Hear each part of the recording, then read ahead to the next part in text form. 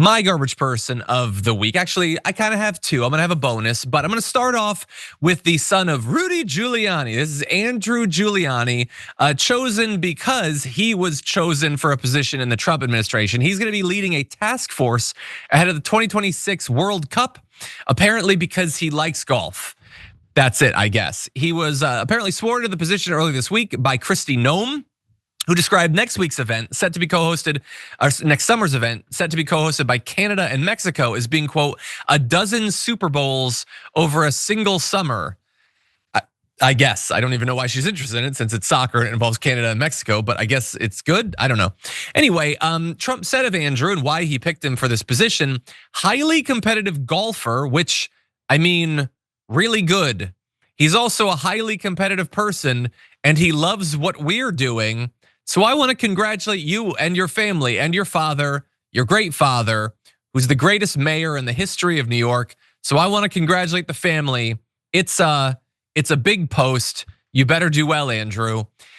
I don't think he knows Andrew at all, and I don't think he knew anything about the position before the paper was put in his hand, because that was, again, half-assed right there. I don't know much about Andrew. I know two things. The least concerning part is the evidence of whether he's a highly competitive golfer, since that is his only qualification. He was a pro golfer. His only victory was in 2009 at the Metropolitan Open, for which he took home $27,500. So he did win an event in 2009. I don't know if that's impressive enough. Very quickly, before we get to the main part of this, Brett, are you impressed with him as a golfer, and is that enough of a qualification? Yeah. That is, he's a good golfer. It's hard to win a tournament. And it's hard to shoot under par, period. Yeah. And it's even harder to do that in a competitive landscape. Being a competitive golfer means you've practiced a ton. You've spent so much time doing that. Yeah. That you got good at it, you know? That's the thing about, you have to respect that. But I there's something else that I know this guy from.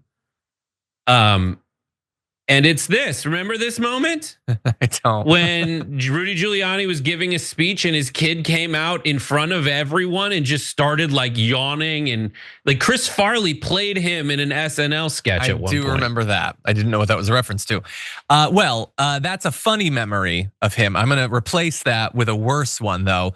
I do just wanna remind everyone that being like, he likes golf, he's interested in golf.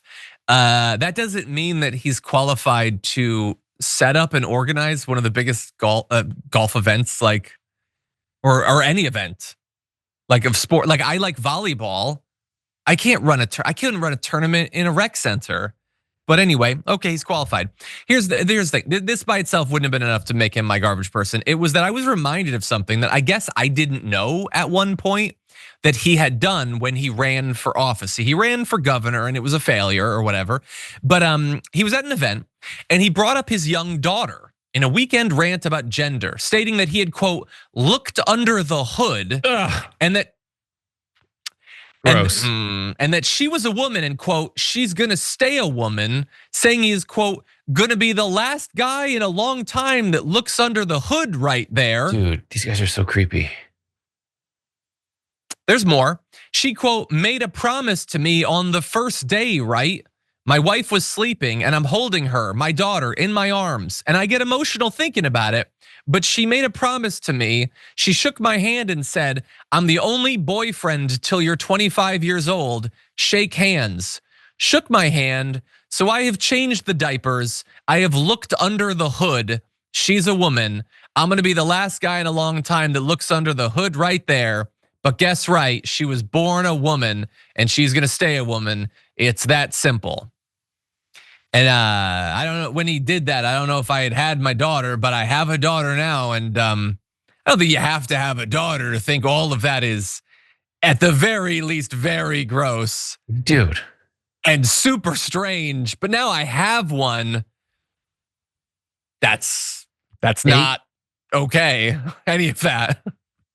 So what? They're so creepy. They're very creepy. They don't know, like there's a way to say that kind of stuff was like, I don't know, I was there when she was born. I changed a lot of diapers.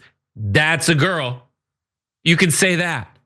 But when you're talking about being her only boyfriend and talking about a child's genitals like it's a V6 engine, what are you doing? She got washer fluid under that hood, if you know what I mean. No one wants to know it. Nobody talks like that. No. So what's weirder? What's creepier? Saying, when someone is, when someone has their own idea of who they are, I shouldn't get involved in it. And I shouldn't remove someone's freedom of self-determination. Is that, as long as it doesn't hurt anybody else? Is that weird? Or is it weird to say, I popped open my daughter's hood and took multiple looks before shaking her hand and making her call me her boyfriend? And that's creepy, dude. And I want everyone to remember the main argument they make against trans people existing and not being constantly harassed by the government is that they're predators and your daughters aren't safe because of them. This is the example he gave. Ugh, strange. I'm also gonna throw in his dad though. I said I'd give a bonus because I'm wondering like, when is this Noelle Dunphy trial gonna actually happen? Well, it turns out there was a hearing a while back and I had missed it. And there was a detail in it, and we've previously talked about this case, but I missed this one detail.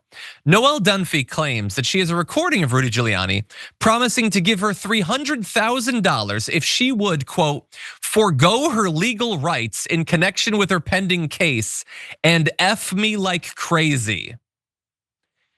He told her, you stop your lawsuit about how I've turned you into a non-consensual sexual object and I'll pay you money, and then you have to have sex with me again.